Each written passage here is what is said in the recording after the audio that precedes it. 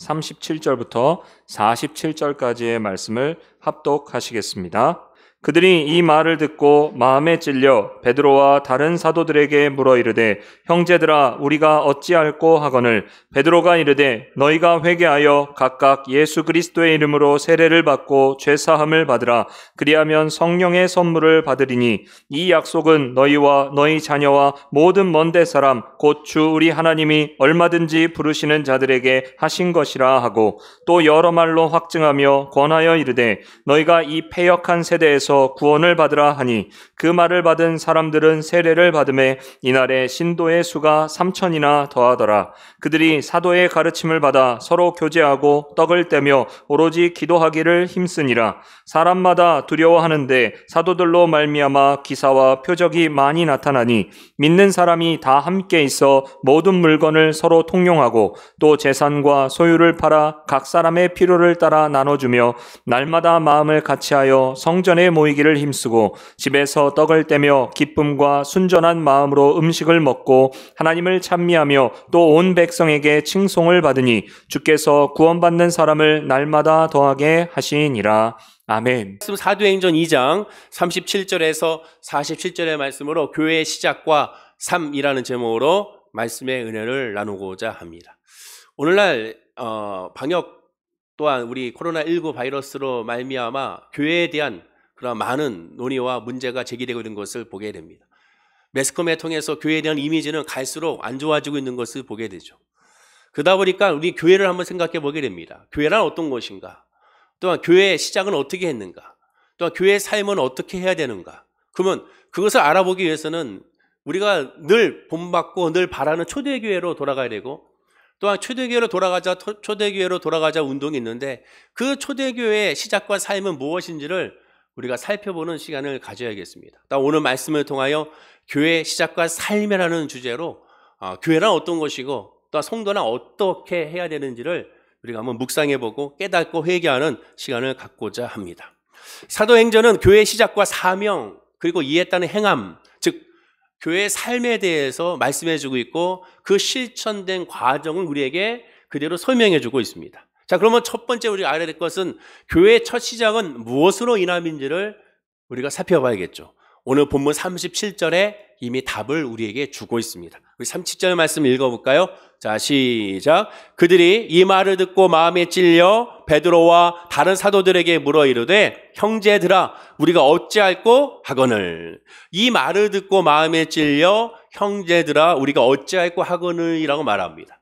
베드로가 하나님의 말씀 복음을 전파했습니다. 그 복음의 말씀을 들은 사람들이 그 말씀을 듣고 나서 마음에 찔렸다고 하고 마음에 찔리자 그들 스스로가 얘기하기를 우리 어떻게 할까? 이렇게 마음에 찔리는데 그럼 우리는 어떻게 해결해야 될까라는 그러한 이야기를 서로 했다라는 것이죠. 그렇습니다. 베드로의 설교를 듣는 사람들에게는 영적인 찔림이 생기게 됐습니다. 그리고 38절에 보면 역시 읽어볼까요? 본문 38절입니다. 자, 시작. 베드로가 이르되 너희가 회개하여 각각 예수 그리스도의 이름으로 세례를 받고 죄사함을 받으라. 그리하면 성령의 선물을 받으리니. 베드로가 말합니다. 어찌할꼬 라고 물어보고 있는 그들에 향하여 베드로는 답을 줍니다. 그것이 뭡니까? 회개하라는 거예요. 너희가 회개하고 예수 그리스도의 이름으로 세례를 받고 침례를 받고 죄사함을 받으라. 즉 회개함으로 말미암아 침례와 제사를 받고 그리하고 성령을 선물로 받으라라고 말합니다.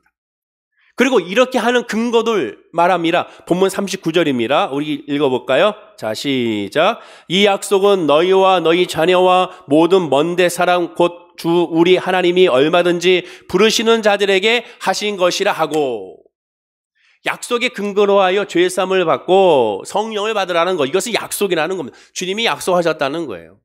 자, 그러면 교회의 첫 시작은 어떻게 시작됨을 우리가 알 수 있습니까? 너희가 회개하여. 회개가 시작입니다. 개인적인 신앙의 시작이 어디서부터 출발합니까? 회개로 출발하는 거예요. 내가 교회 왔으니 예배 드렸으니 나는 이제 믿음의 사람으로 시작됐다. 아닙니다.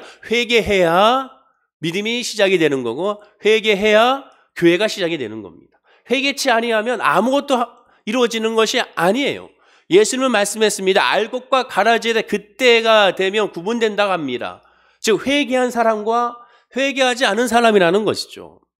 본문 41절을 보십시오. 역시 읽어볼까요? 자, 본문 41절입니다. 본문 41절, 자, 시작. 본문 41절 말씀 제가 읽어드릴게요. 그 말을 받은 사람들은 세례를 받음에 그날의 신도의 수가 3,000이나 더하더라 라고 말합니다. 본문 41절에 보면 그 말을 받은 사람들은 이라고 말합니다. 이거 굉장히 흥미로운 말씀인데요.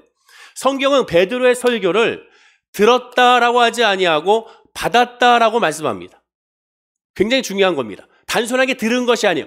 하나님의 말씀인 베드로의 설교를 들은 것으로서 회개가 이런 것이 아니라 받아들였기 때문에 회개가 됐다는 거예요.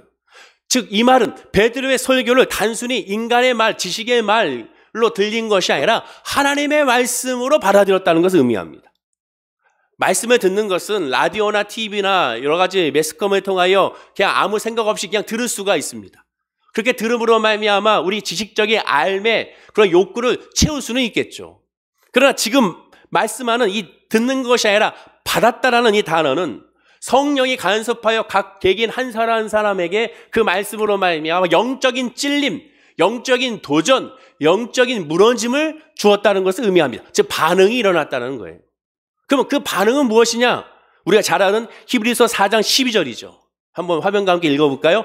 자, 시작. 혼과 영과 및 관절과 골수를 찔러 쪼개기까지 하며 또 마음의 생각과 뜻을 판단하나니. 즉 지난주에도 말씀드린 것처럼 하나님의 말씀을 받고 하나님의 말씀을 묵상한 사람은 그 말씀으로 말미암아 쪼개지는 거예요. 쪼개지는 거.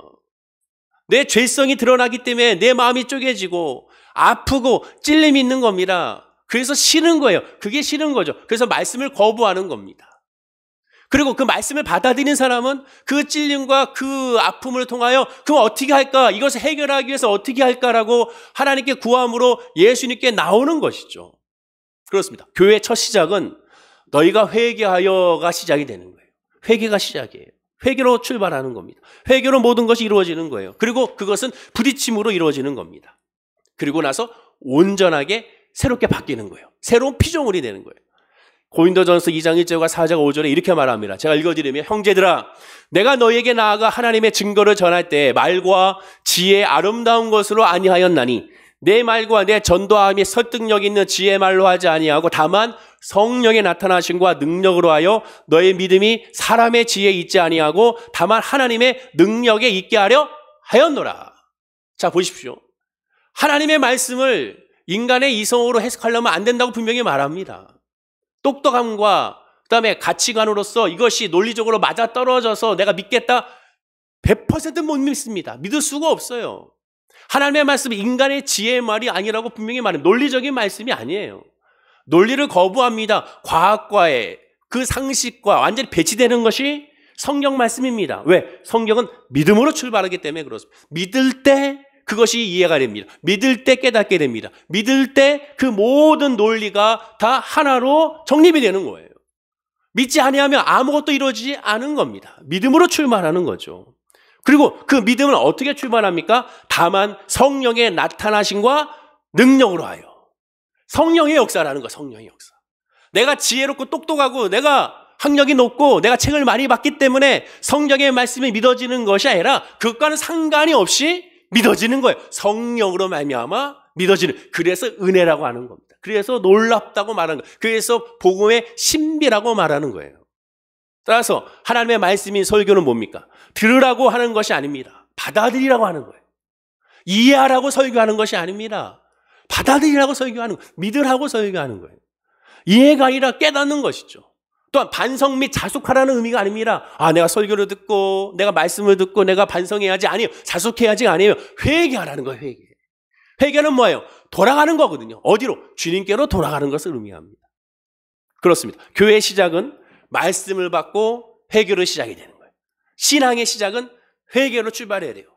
지금 이 순간도 마찬가지로 내가 회개하지 않았다면 아직 신앙이 출발한 것이 아닙니다. 그 회개는 어떤 회개예요?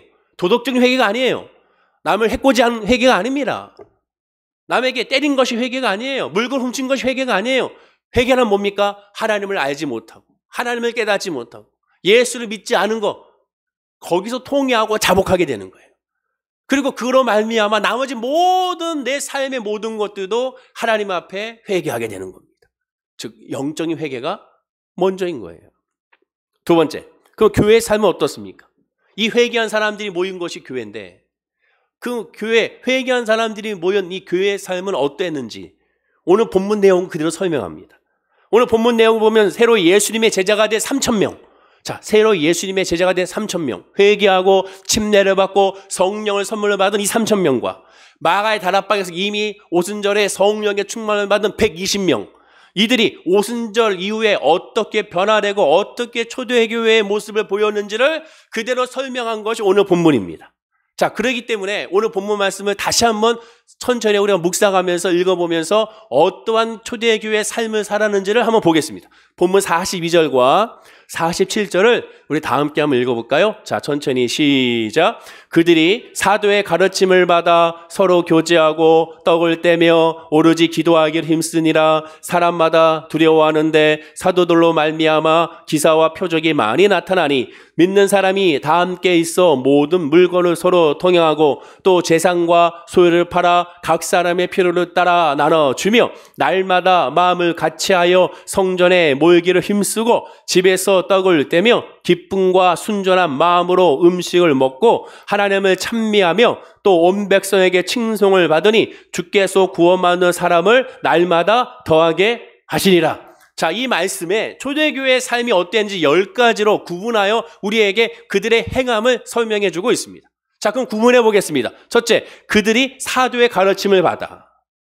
또한 서로 교제하고 떡을 떼고 오로지 기도하기를 힘쓰고 그 다음에 다 함께 있었고 모든 물건을 서로 통용하고 또 재산과 소유를 팔아 각 사람의 필요를 따라 나눠주고 날마다 마음을 같이 했고 성전에 모이기를 힘썼고 집에서 떡을 뗐고 마지막에 하나님을 찬미했다. 하나님을 찬송했다고 말합니다. 10가지입니다. 10가지의 믿음의 행동을 초대교회에서 보였습니다.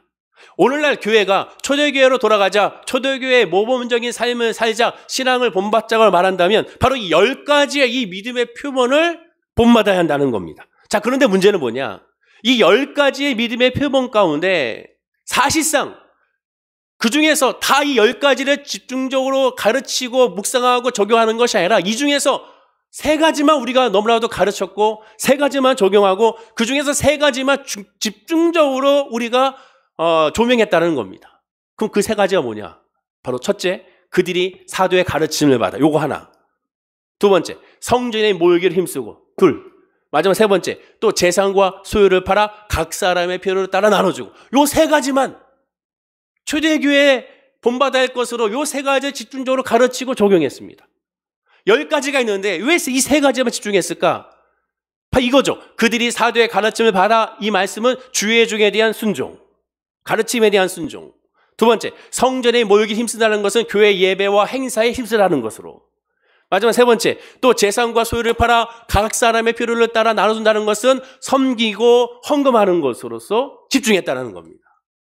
물론 이 말씀도 맞는 얘기고 지당한 말씀이며 당연히 이렇게 적용해야 됩니다. 근데 정말 중요한 것은 묵상하지 않았고 정말 중요한 것은 가르치지 않았고 정말 중요한 것은 등한시했습니다. 그것이 뭡니까? 모이라, 떡을 떼라, 기도하라, 쓸 것을 통용하라는 것은 잘 가르쳤지만 왜 이들이 이렇게 했는지, 이렇게 할 수밖에 없었던 이유가 뭔지, 그 근거가 뭔지, 그리고 그 결과가 어떻게 됐는지 그것에 대해서는 집중하지 않았다는 거예요. 그러므로 초대교회 성도들이 실제로 어떠한 삶을 살았는지를 정확하게 살펴보지 못한 겁니다. 그냥 우리가 보기 좋은 것, 죄송한 얘기지만 목사들이 좋은 것, 교회에 이로운 것, 여기에만 집중한 거예요. 정말로 복음 안에서 가르쳐야 되고 왜 이랬는지에 대해서는 그 이유와 근거에 대해서는 가르치지 않았다는 겁니다. 그럼 그것이 뭡니까? 초대교회 삶에서 2가지를 통해 우리가 그걸 살펴볼 수가 있어요. 이것을, 이 10가지를 2가지로 나눌 수가 있습니다. 첫째는 초대교회 삶은 이웃을 사랑하는 삶이었다는 거죠. 근데 이 이웃을 사랑하는 삶도 너무나도 문자적으로 해석해버렸어요. 자, 본문 44절과 45절입니다. 우리 한번 읽어볼까요? 자, 시작. 믿는 사람이 다 함께 있어 모든 물건을 서로 통용하고 또 재산과 소유를 팔아 각 사람의 필요를 따라 나눠주며. 이건 그냥 이 구절만 그냥 문자적으로 그냥 받아들여서 그냥 해석하고 적용해버린 겁니다. 그러니 어떻게 됩니까? 마치 유토피아 같은, 이 땅에 천국이 건설한 것 같은 그런 모습을 보이죠. 공동으로 소유하고 공동으로 분배함으로써 서로 살아가며 다 같이 잘 살 수 있다고 판단해버린 겁니다. 그러나 여러분들, 이 땅에서는 이러한 이 45절의 삶은 불가능해요. 현재까지 성공한 예가 없습니다.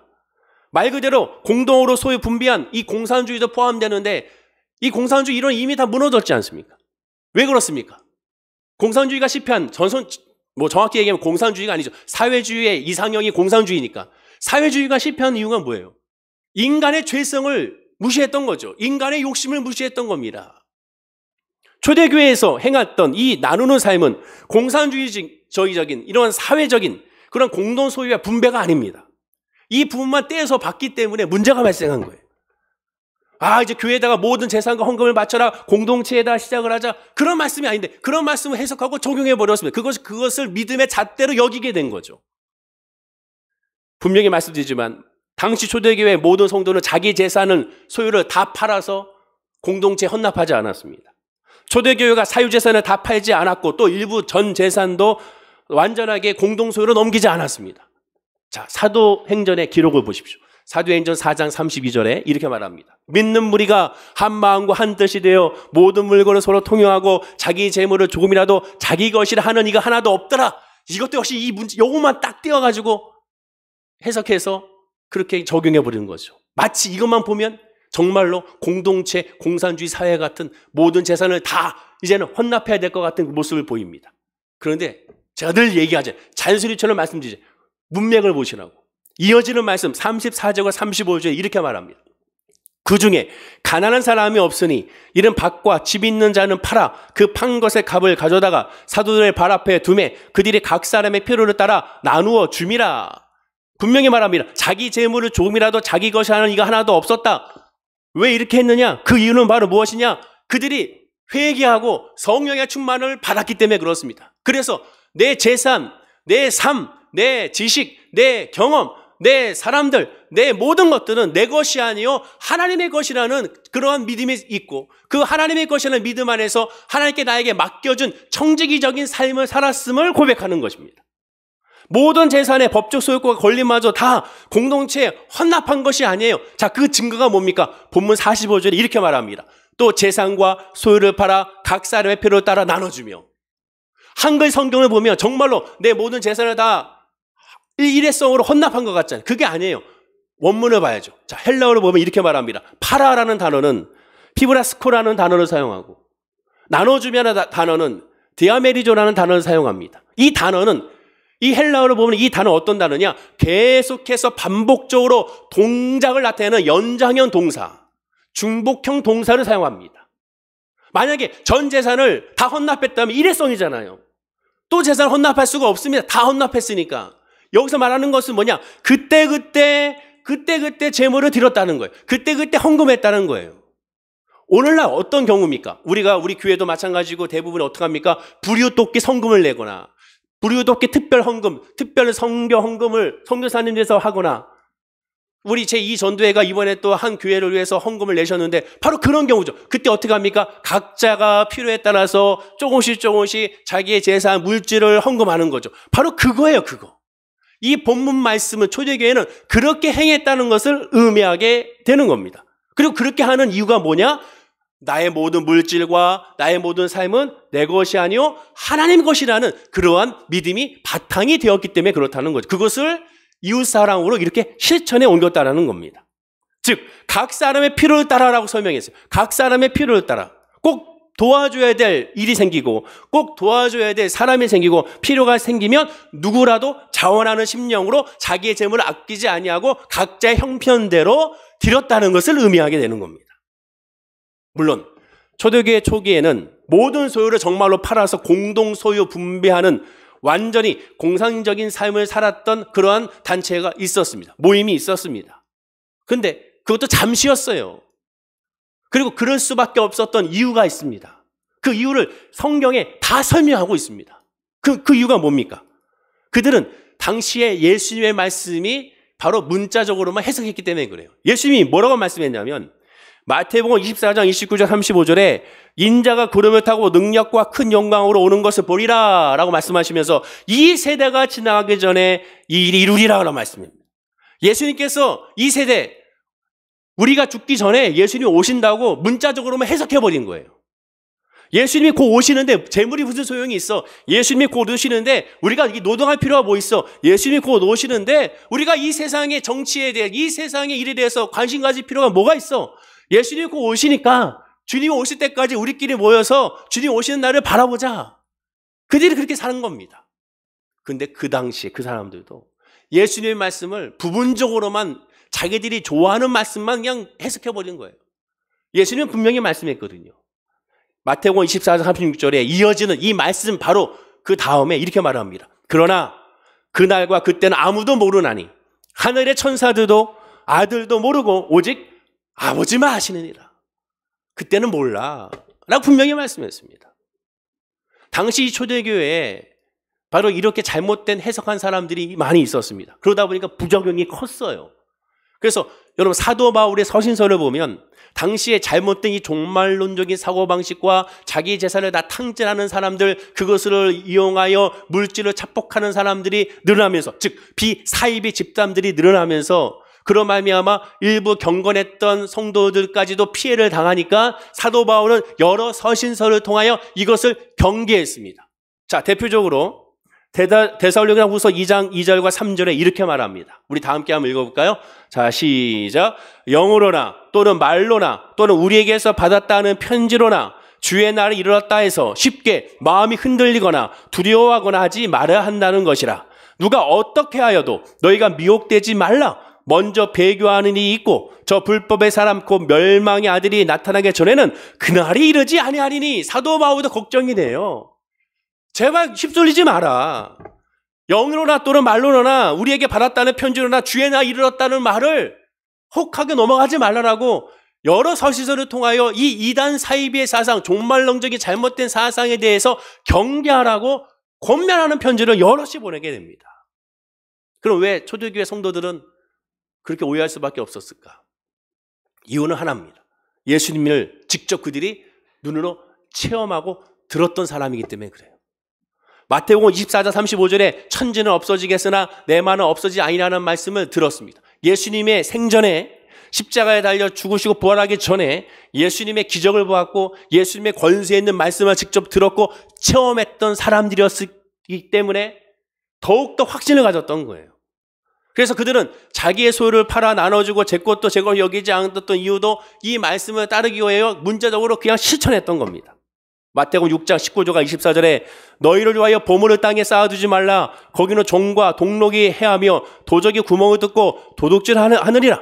한 사람이 두 주인을 섬기지 못할 것이니 너희가 하나님과 재물을 겸하여 섬기지 못할 것이라. 예수님의 말씀 비유의 말씀이거든요. 근데 이거를 비유의 말씀으로서 영적인 해석과 영적인 말씀으로 받아들이고 그 다음에 우리의 삶으로 적용해야 되는데 이 말씀을 영적인 하나님의 말씀이 아닌 그 말씀을 그냥 그대로 받아들이는 겁니다.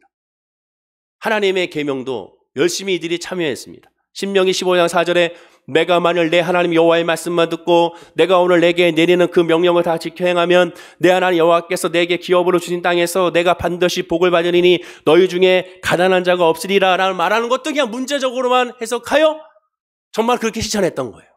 신명기 15장 11절 말씀도 땅에는 언제든지 가난한 자가 그치지 아니하겠으므로 내가 내게 명령하여 이르노니 너는 반드시 내 땅 안에 내 형제 중 곤란한 자와 궁핍한 자에게 내 손을 펼치라 하는 것도 정말로 그냥 문자적으로 해석해버린 겁니다. 하나님의 말씀하는 모든 것은 영적인 하나님과의 관계, 영적인 가난함, 그리고 비유의 말씀으로서 그것을 해석하고 적용해야 되는 겁니다. 근데 이거를 그냥 해석해버렸어요. 그러다 보니까 이들은 자기 정말 소유를 다 공동체 헌납하고 정말 아무것도 일을 하지 아니하고 주님만 바라보고 살았던 잘못된 삶을 살았던 겁니다. 초대교회 성도들이 믿음을 통하여 우리가 정말 본받아야 할 것은 바로 이겁니다. 모든 소유를 다 하나님 것이라는 걸 믿고 그리고 그 믿음 안에서 그 믿음의 바탕으로 이웃을 사랑한 거예요.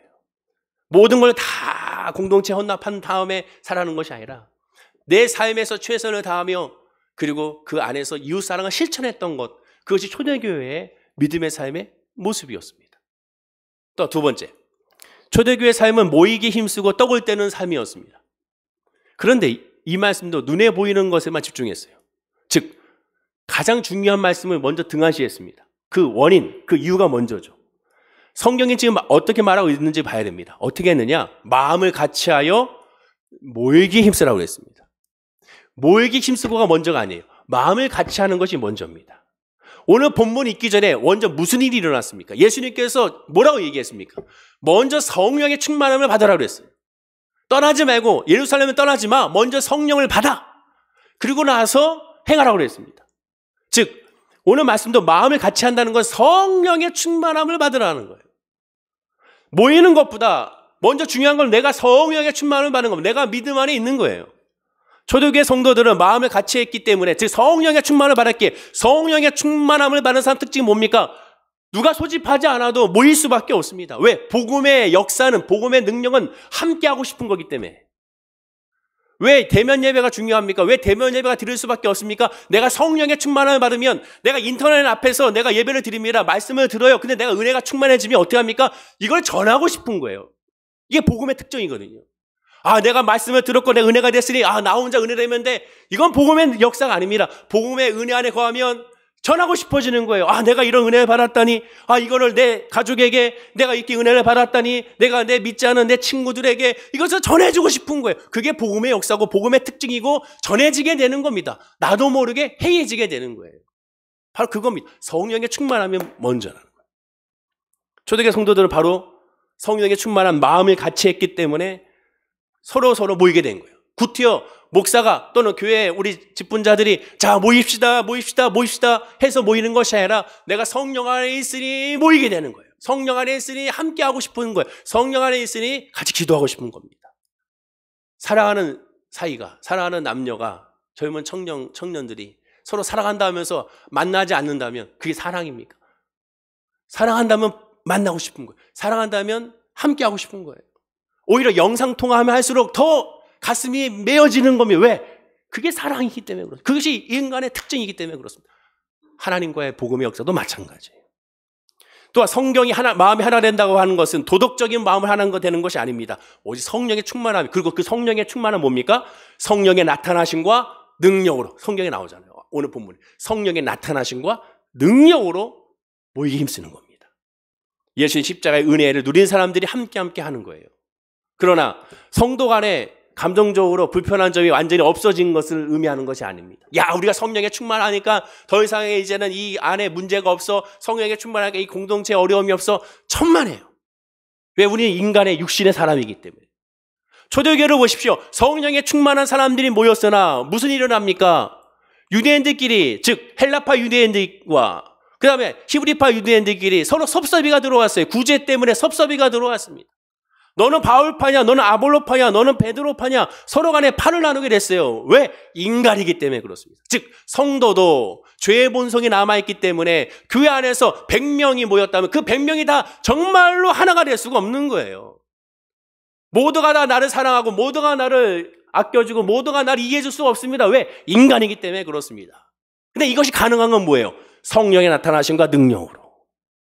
성령의 충만하니 나의 인간적인 그런 미움, 나의 인간적인 섭섭이, 내 인간적인 생각, 이것을 성령으로 누르고 성령이 역사하시는 그 믿음과 능력 안에서 서로 궁일이 여기고 서로 살아가면서 이게 하나가 되어지는 거예요.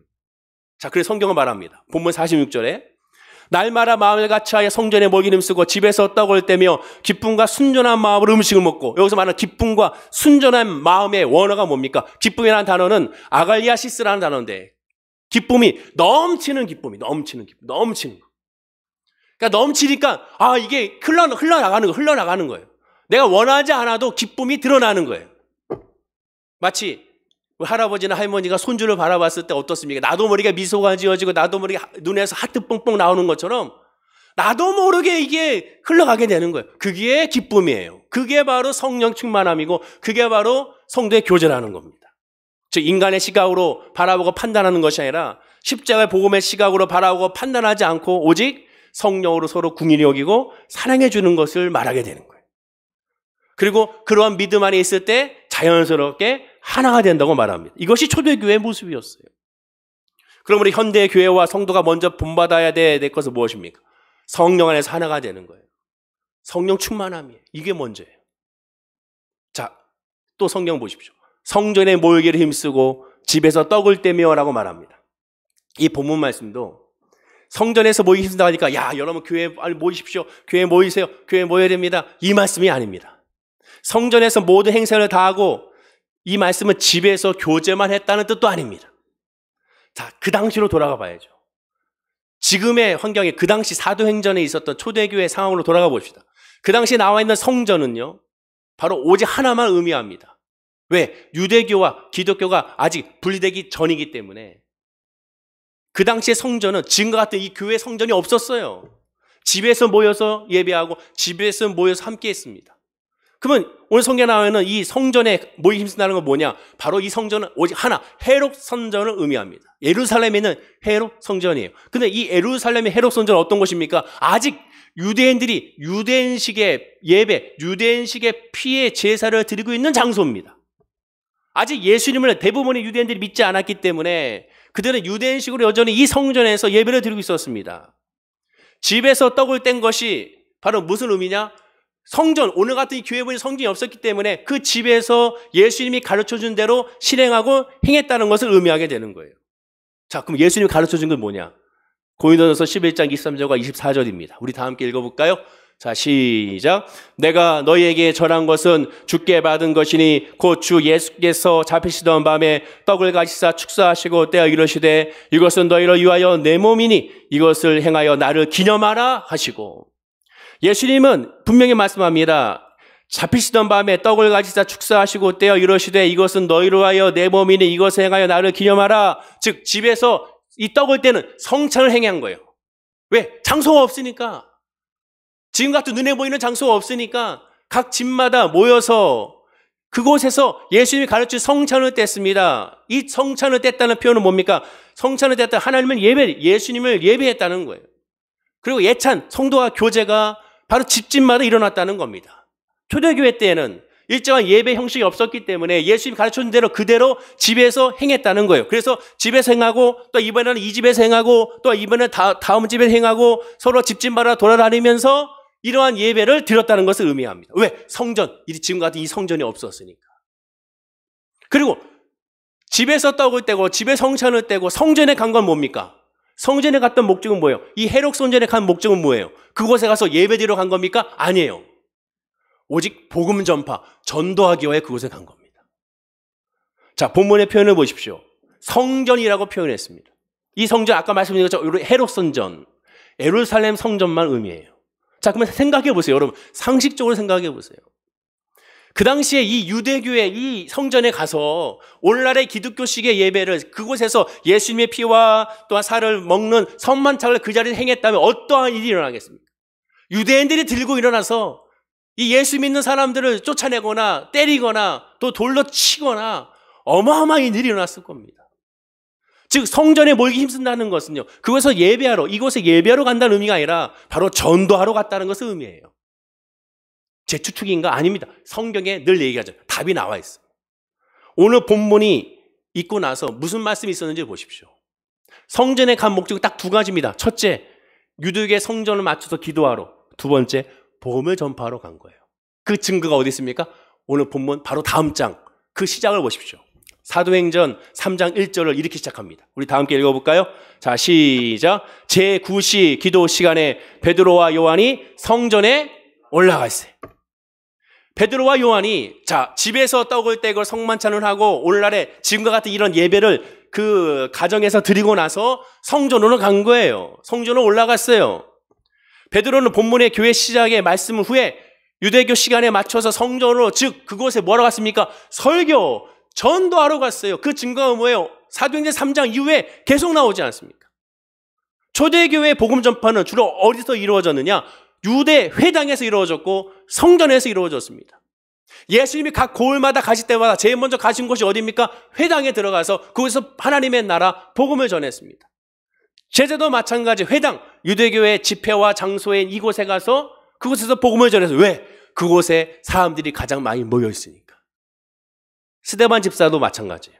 스데반 집사는 사도행전 6장 8절에 이렇게 말합니다. 이른바 자유민들, 즉 구레네인, 알렉산드리아인, 기리가리아, 아시아에서 온 사람들의 회당에서 어떤 자들이 일어나 스데반과 더불어 논쟁할세. 회당에 예배하러 간 것이 아닙니다. 성전에 예배하러 간 것이 아니에요. 이미 예배는 드렸어요. 각 집에서 하나님께 예배를 드렸습니다.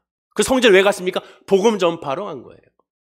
하나님의 말씀을 증거하러 간 거예요. 초대교회가 성전에 모이기 힘쓰라는 것은 뭡니까? 그러므로 복음 증거에 힘쓰라는 거예요. 즉 성전에 모이기 힘쓰라는 것은 정말 우리가 생각하는 교회에 모이기 힘쓰라는 것이 아니라 오히려 반대로 흩어지기 힘쓰라는 거예요. 복음 전파를 위하여 흩어지라는 거예요. 그 흩어지는 거에 힘쓰라는 겁니다. 사도행전의 모든 실제적인 주인공은 하나님이신데 하나님의 성령께서 이 모든 걸 감당하셔서 오늘날 성령 행전이라고 우리가 별칭을 부르게 됩니다. 하나님이 원하시는 것은 바로 그거예요. 내가 한다는 거예요. 그리고 너희들은 가서 전하라는 겁니다. 자, 사도 바울의 고백을 보십시오. 고린도전서 3장 6절과 7절입니다. 우리 다 함께 읽어볼까요?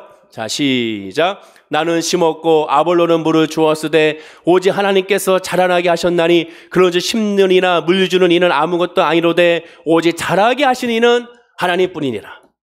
하나님이 다 하신다는 거예요. 우리가 할 건 뭡니까? 가서 전하기만 하면 되는 거예요. 전하기만 하는 거예요. 물만 주면 되는 거예요. 자라게 하시는 건 하나님이 한다는 겁니다. 우리가 현대교회가 초대교회에 배울 것은 바로 뭐냐? 성령 충만함을 받아서 모이기 힘쓰기보다 바로 흩어지기 힘써야 한다는 거예요. 흩어지기 힘써. 근데 오늘날 흩어지기 힘썼는가? 오히려 그 반대지 않겠습니까? 이 본문 말씀 이것도 성전에 모이기 힘쓰라는 것을 이 눈에 보이는 오늘날의 성전으로 해석하지 않았습니까? 그 놀아도 교회에서 놀라고 얘기하지 않았습니까? 근데 성경은 반대입니다. 예수님은 반대로 얘기했어요. 흩어지라는 거예요. 흩어지라. 복음 전파를 흩어지라. 가정에서 모여 성만찬 하듯이 교회에서 모여서 성만찬하고 예배 드리고 자 일주일에 주일날 예배 드리고 나머지는 뭐합니까? 월요일부터 토요일까지 흩어지라는 거예요. 복음 전파를 흩어지라. 예수님의 그것이 마지막 사명이지 않습니까? 천지를 창조하시고 나서 창세기에 보면 하나님 앞에 개인적인 하나님 앞에 불순종이 아닌 공동체의 불순종의 첫 시작이 바로 바벨탑 사건입니다. 그 바벨탑 사건이 일어났을 때 그들이 하나님을 배반하고 하나님을 멀리 떠났던 그 이유가 무엇이냐? 성경은 분명히 이렇게 말합니다. 창세기 11장 4절인데요. 우리 다 함께 읽어볼까요? 자, 시작. 또 말하되 자 성읍과 탑을 건설하여 그 탑 꼭대기를 하늘에 닿게 하여 우리 이름을 내고 온 지면에 흩어짐을 면하자 하였더니 우리의 이름을 내고 온 집이 흩어짐을 면하자. 그래서 바벨탑을 쌓아서 하나님 앞에 불순종한 거예요. 하나님이 원하는 건 흩어지는 거예요. 아담과 하와를 하나님 창조하실 때 인간을 창조했을 때 하나님께서 인간에게 뭐라고 축복했습니까? 너희들 생육하고 번성하라고 그랬어요. 번성하여 땅을 정복하라고 그랬어요. 번성이 뭐예요? 흩어지는 거거든요. 근데 흩어지지 않았습니다. 지난 시간에 이어서 말씀을 드리지만 왜 코로나19 바이러스 하나님께서는 1년 넘게 이렇게 허락하셨을까? 흩어지라는 거예요. 너희들 흩어지지 않았다는 거예요. 초대교회 모습 돌아간다 하면서도 흩어지는 것을 집중하지 않았습니다. 교회에만 집중시켰어요. 근데 성경은 교회에 집중하는 것이 아니라 하나님의 집중 안에서 이 세상에 집중하는 겁니다. 나의 일터에서 나의 사업장에서 내가 있는 그곳에서 그리스도의 향기와 편질의 모습을 감당하는 빛의 자녀로서의 소금과 빛을 감당하는 것이 하나님의 목적이고 예수님께서 우리에게 주신 은혜의 목적이고 성령의 충만함을 주신 이유라고 분명히 성경은 말씀하고 있습니다. 이로 말미암아 너희가 환난을 당하고 고난을 당하나 담대하라. 이미 내가 세상을 이겼노라라고 말씀하고 있습니다. 교회 안에서의 담대함이 아니라 교회 바깥에서의 담대함을 말하고 있습니다. 믿음 안에서 영적 전투는 교회 안에서의 영적 전투가 아니라 교회 바깥에서의 영적 전투를 말하고 있죠.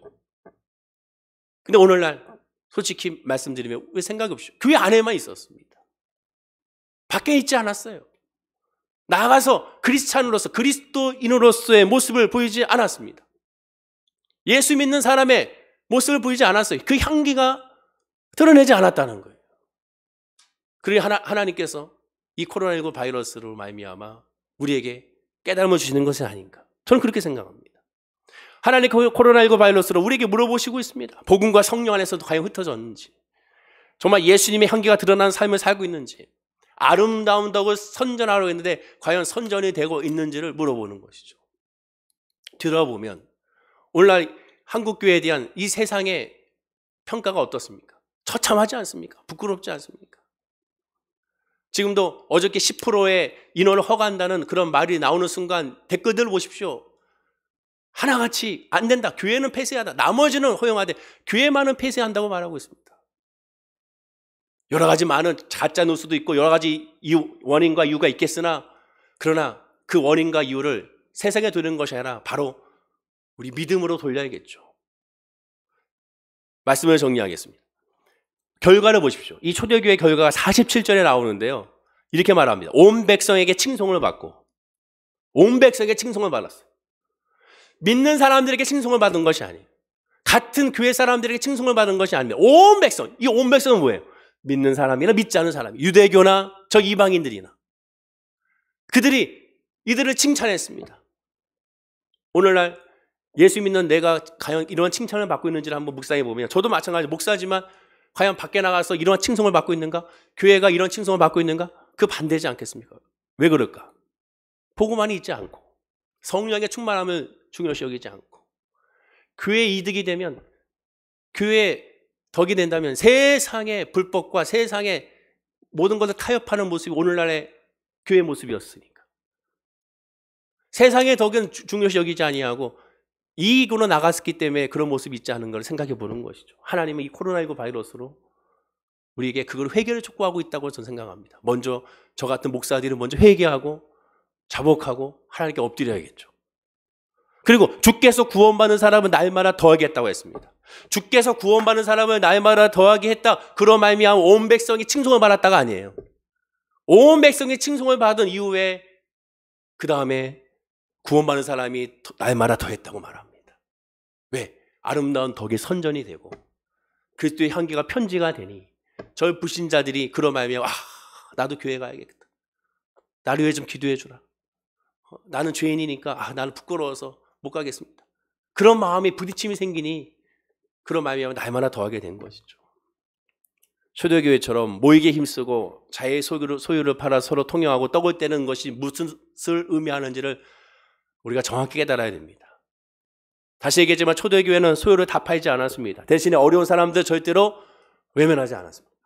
또 그럴 수밖에 없었던 근본 이유도 이 땅의 소유가 내 것이 아님을 확신하고 주님을 간절히 소망했기 때문에 그렇습니다. 또 초대교회는 성도 간의 불평과 불화가 없이 일사불란하게 움직인 것도 아니었습니다. 성령 안에서 서로 용납하고 성령 안에서 궁일이 여기고 성령 안에서 용서하고 성령 안에서 감싸주고 성령 안에서 그들 포용했기 때문에 가능한 것이죠. 즉 아까 말씀드린 성령의 능력으로. 그리고 모두가 하루도 빠짐없이 복음의 열정으로 가득 차서 복음 전파에 힘썼습니다. 그리고 내가 있는 그곳에서 사명을 감당했습니다. 내가 있는 그 직장에서는 내 일을, 내 사업에서 내 사업을 통하여 충신함으로 그리스도의 본을 그들에게 보인 것이죠. 아니, 보여지게 된 겁니다. 내가 노력하지 않아도 보여지게 된 것이죠. 그리고 이럴 수밖에 없었던 최초의 출발점 뭡니까? 바로 베드로의 설교를 들은 것이 아니라 받아들였기 때문에 그리고 회개했기 때문에 성령의 충만함을 받았기 때문에 이것이 가능하게 된 겁니다. 그러면 오늘날 교회가 아니 목사가 교회 직분자가 먼저 해야 될 것은 무엇이겠습니까? 답이 나오잖아요. 첫째는 예수님 십자가만 올바로 전하고 가르치는 것이고 둘째는 성도들의 마음이 십자가 안에서 하나가 되는 즉 성령의 충만함을 받는 것에 먼저 목적을 가져야겠고 이걸 위해 더 안타깝게 여기고 이것을 위해 더 기도해야 되고 마지막은 그리하여 항상 주님이 흩어주신 바로 그곳에서 우리가 주님이 흩어주시는 우리의 그 일터에서 그 가정에서 그 모임에서 거룩한 산제서로 드려지는 모습을 보일 때 그때 하나님의 놀라운 열매가 드러나게 될 것입니다. 오늘 이 말씀을 우리가 한번 묵상해 봐야 되면 과연 초대교회로 정말 돌아가기 원한다면 과연 회개가 이루어졌는가? 그리고 성령의 충만함을 받았는가? 성령을 정말로 간절히 사모하고 인정하고 모셔드리고 있는가? 그 믿음 안에서 과연 나는 썬데이 크리스찬이 되는 것이 아니라 주일만 크리스찬이 되는 것이 아니라 월요일부터 토요일까지 늘 예수 믿는 모습으로서 그들에게 덕을 선전하고 있는지 그리스도의 복음을 전하고 있는지 전해지고 있는지를 우리가 묵상해 봐야 되는 것이죠. 그리고 집에서 떼면서 성찬 떼면서 교제한 것처럼 우리가 교일날 주일날 교제하고 예배하면서 힘을 가지고 영적으로 무장하고 또 나가서 월요일부터 토요일까지 싸워 이겨나가는 거죠. 그러나 인간이기 때문에 약하니까 새벽 예배도 드리고 수예배도 드리고 금요예배도 드리는 겁니다. 왜? 영적으로 재부장해서 싸워 나가기 위해서. 그리고 주일날 다시 또 영적으로 무장하여 또 나가서 싸우는 것이죠. 그것이 교회의 사명이고 성도들의 믿음의 모습이고 그런 모습이 됐을 때 오늘 본문에 있는 초대교회를 통하여 주변 사람들이 온 백성이 칭송을 받은 것처럼 이 월계일동에서 야, 저 월계순복음교회 사람들은 정말로 크리스찬이야, 정말 월계순복음교회 사람들은 기독교인이라는 말을 그들이 입에서 들려야 됩니다. 야, 다른 데는 아니야, 저 월계순복음교회는 그런 교회가 아니야. 저 월계순복음교회는 법을 지키는 교회야. 월계순복음교회는 이웃을 사랑하는 교회야. 저 월계순복음교회는 굉장히 선한 교회야. 그런 말들이 들려야 되는 것이죠.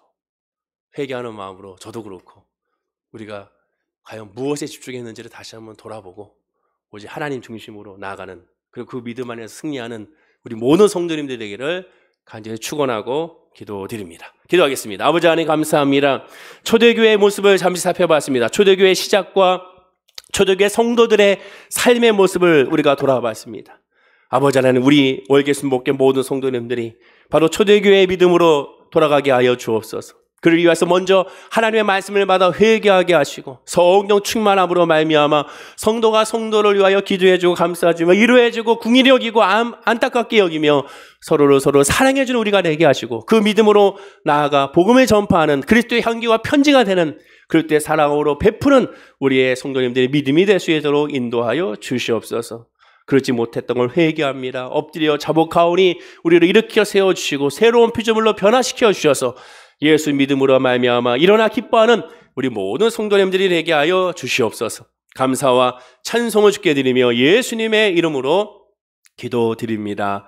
아멘. 우리 다 함께 말씀을 기억하시면서 회개하고 예수님의 이름으로 세례를 받고 죄사함을 받아 성령의 선물을 받고 성령 충만한 우리가 되게 해달라고, 우리 교회가 되게 해달라고 기도하고 간구할 줄로 믿습니다. 그리고 그 믿음 안에서 내가 혹시 주일만 성도가 된 것은 아닌가, 월요일부터 토요일까지 내가 있는 그 자리에서도 성도로서의 그리스도의 편지와 향교의 모습으로서 드러나고 있는 삶을 살고 있지는 않은지를 한번 점검해보고 그런 믿음이 되게 해달라고 기도해야 될 줄로 믿습니다. 그런 믿음의 가정, 그런 믿음의 우리 교회, 그런 믿음의 우리 한국 교회, 그 믿음의 이 나라 이민족이 되게 해달라고 또한 기도해야 될 줄로 믿습니다. 우리 다 함께 주여 일청하시고 잠시 통성으로 기도합니다. 주여, 아버지 하나님 감사합니다. 믿음밖에 없습니다. 아버지 하나님이여, 하나님의 말씀을 받고 회개하고 주의 말씀으로 말미암아 힘을 얻는 우리들의 믿음의 모습이 될 수 있도록 인도하여 주시옵소서. 성령의 충만한 은혜, 성령의 충만한 역사, 성령의 충만한 감사, 성령의 충만한 아버지 하나님의 기름 부으심이 예배하고 기도하는 모든 믿음의 사람들이 될 수 있도록 은혜와 은총과 복을 아버지여 부어주시옵소서. 내 살아가는 오직 성령의 능력으로 말미암아 가능합니다. 성령의 능력으로 행할 수가 있습니다. 성령의 능력으로 이 모든 은혜가 우리에게 임하게 될 줄로 믿사오니 아버지 하나님의 한 사람에게 성령님이 인정하고 환영하고 모셔드리게 하여 주시옵소서. 그 성령으로 말미암아 이 모든 은혜를 감당하며 나아가는 하나님의 사람들이 될 수 있도록 은혜와 은총을 더하여 주시옵소서. 주의 은혜가 아니면 주의 믿음이 아니면 주의 성령의 역사 아니면 이 모든 것을 감당할 수가 없습니다. 아버지 하나님이여, 성령을 하나님께 하여 주시고 아버지 하나님 성령으로 말미암아 이루함을 받게 하시고 성령으로 말미암아 기쁨을 얻게 하시고 성령으로 말미암아 찬송하게 하시고 성령으로 말미암아 소망의 은혜를 주의 사람들이 될 수 있도록 아버지여 인도하여 주시옵소서. 예수를 바라보며 나아갑니다. 그리고 그 믿음 안에서 힘을 얻기 원합니다. 그 믿음 안에서 기쁨을 얻기 원합니다. 그 믿음 안에서 치료받기 원합니다. 그 믿음 안에서 감사하기 원합니다. 그 믿음 안에서 찬양하기 원합니다. 그 믿음 안에서 소망의 은혜를 전하기 원합니다. 우리 입을 열어 하나님의 이름을 찬송하며 예배하고 구하고 간구하는 우리 모든 믿음의 식구들의 삶과 아버지의 고백이 될 수 있도록 우리의 은혜를 더하여 주시옵시고 기쁨과 감사가 넘쳐가는 주의 삶이 될 수 있도록 복의 복을 더하여 주시옵소서. 성령의 복이 맞줄로 믿습니다. 복의 복을 더하여 주옵소서. 은혜와 은혜를 더하여 주옵소서. 믿음으로 깨닫게 하시고 성령으로 깨닫게 하시고 말씀으로 깨닫게 하시고 기쁨을 누리는 우리 모든 성도님들이 될 수 있도록 복을 허락하여 주시옵소서. 주님을 구하며 나갑니다. 예수 이름만 의지하며 나갑니다. 감사와 찬송을 드리며 예수님의 이름으로 기도드립니다. 고마우신 아버지 하나님, 이 시간 가슴에 손 얹고 기도합니다. 이 마음에 회개의 영이 임하길 원합니다. 회개의 영이 임함으로 말미암아 하나님 앞에 성령의 충만한 성령을 선물 받는 우리 성도님들이 되게 하여 주시옵소서. 예수 명하는 우리 회개의 영이 임하여 지어라. 성령의 영이 임하여 지어라.